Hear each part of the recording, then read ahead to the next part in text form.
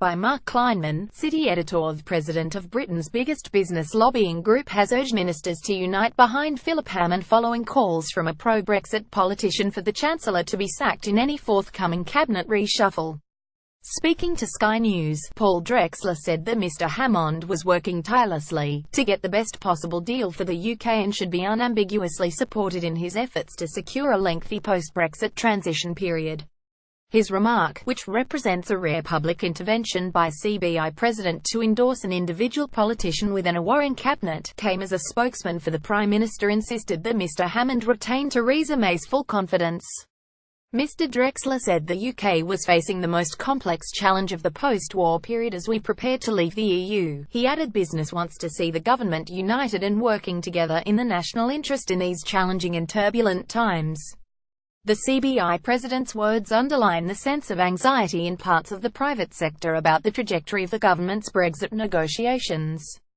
Mr Drexler, who has played a prominent role in the debate about potential transition arrangements, has previously expressed concerns about the possibility of a hard Brexit and any reversion to World Trade Organization rules after March 2019.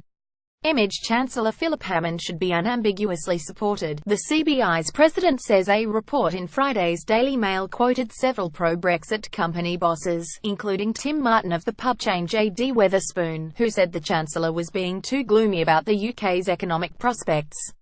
Lord Lawson, the former Chancellor, said that Mr Hammond's decision not to spend money preparing for a no-deal Brexit was very close to sabotage.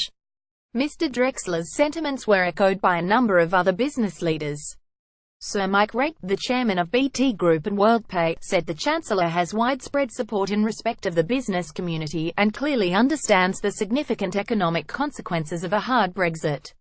Both Mr Drexler and Sir Mike were vocal supporters of the Remain campaign before last year's referendum, with the CBI's stance attracting some controversy and prompting the resignation of pro-Brexit members including JCB, the industrial manufacturer.